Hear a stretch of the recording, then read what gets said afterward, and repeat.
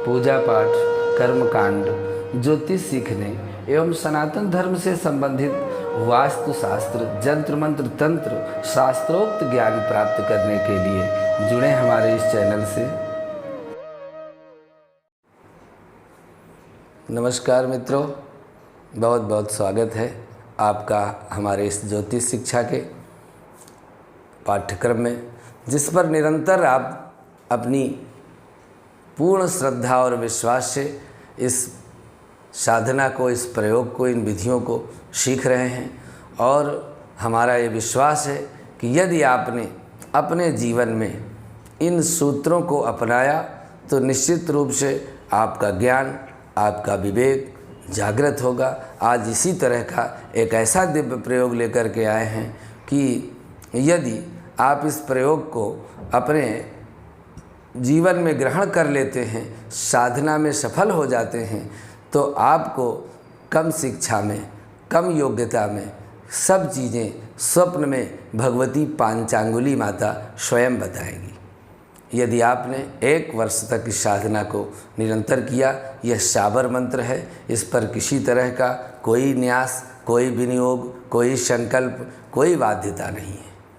और कहते हैं कि यह इन साबर मंत्रों की रचना भगवान महादेव ने इसलिए की थी कि लोगों का, जो कम पढ़े लिखे लोग हैं, जो कम साधना में निपुण हैं, वो भी भगवान की कृपा को प्राप्त करें। विशेष करके ज्योतिषियों के लिए, विद्वानों के लिए, योगियों के लिए यह प्रयोग रखा गया है।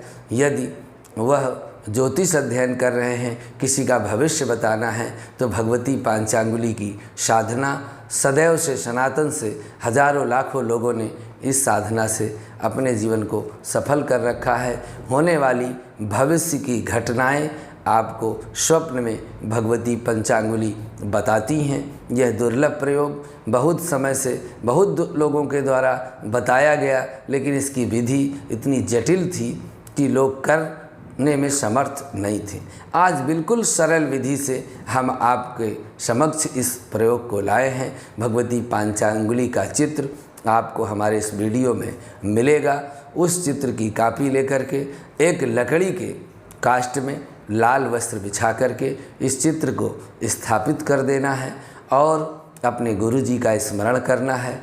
हो सके तो प्रारंभ में आप कवच का पाठ कर लें, आपकी सुरक्षा हो जाएगी। आवश्यकता उसकी भी नहीं है। यह प्रयोग इतना सरल और इतना जागृत प्रयोग है कि इस प्रयोग को, जैसे आप गंगा स्नान करने जाते हैं, वहीं 108 बार अगर एक बार कर लेते हैं तो यह मंत्र जागृत हो जाता है। यह यंत्र ताम्र कलश में स्थापित होता है। उस पर लाल वस्त्र आच्छादित करके एक नारियल रखें, फिर भी उस पर पंचांगुली माता की मूर्ति स्थापित करके षोडशोपचार विधि से पूजन करके नित्य पंचांगुली मंत्र का जप करें। सर्वप्रथम मुख शोधन करके पंचांगुली माता का मंत्र चैतन्य करें। पंचांगुली माता की साधना में मंत्र को चैतन्य करने के लिए ईंग, ये शब्द मंत्र में आरंभ में और लास्ट में लगाया जाता है। ईंग संपुट देने से मंत्र चैतन्य होता है और मंत्र चैतन्य होने के बाद योनि मुद्रा का अनुष्ठान किया जाए। तो योनि मुद्रा के अनुष्ठान से ज्ञान न हो तो भूत लिपि, भूत भविष्य वर्तमान तीनों का ज्ञान होता है। हम आपको बिल्कुल सरलतम विधि से, स्नान ध्यान से, नित्य कर्म से निवृत्त होकर के लकड़ी के काष्ठ में लाल वस्त्र बिछाकर माँ पंचांगुली की मूर्ति को स्थापित करके पंचोपचार पूजन कर लीजिए और एक माला गुरुदेव का, अपने गुरुदेव का मंत्र जप कर लीजिए, क्योंकि बिना गुरु के कोई भी मंत्र सिद्ध नहीं होता है। यदि आप चाहें कि हम केवल बिना गुरु को किनारे करके कोई मंत्र सफल हो जाएं, तो जो आपके गुरु हैं उनकी मूर्ति बगल में रखकर, फोटो रखकर उनकी पूजा करके और गुरु मंत्र का जप करते हुए यह कामना करें कि हे भगवती पांचांगुली, भगवान गुरुदेव की मेरे कृपा से आप मेरी रक्षा करें, मेरा सहयोग करें। मैं सदैव आपकी इस मंत्र साधना के प्रति कृतज्ञ रहूँगा। इस तरह से माँ पंचांगुली का ध्यान करें। पंचांगुली महादेवी श्री सोमध्वर शासने अधिष्ठात्री करस्यासौ शक्ति श्री त्रिदशोऽसितुः पंचांगुली देवी माँ के सामने यह ध्यान अर्पित करके और यह मंत्र हम आपको दे रहे हैं। इस मंत्र को आप लिख सकते हैं।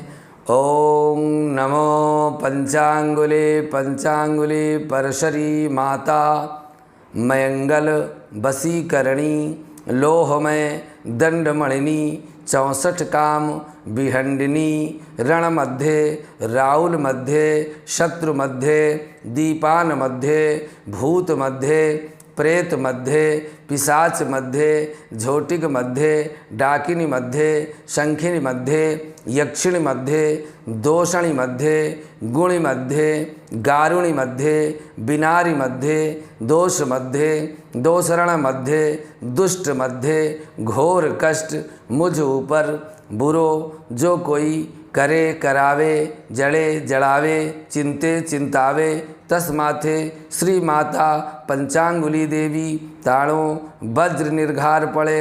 ओम ठंग ठंग ठंग ओम ठह ठह ठह स्वाहा।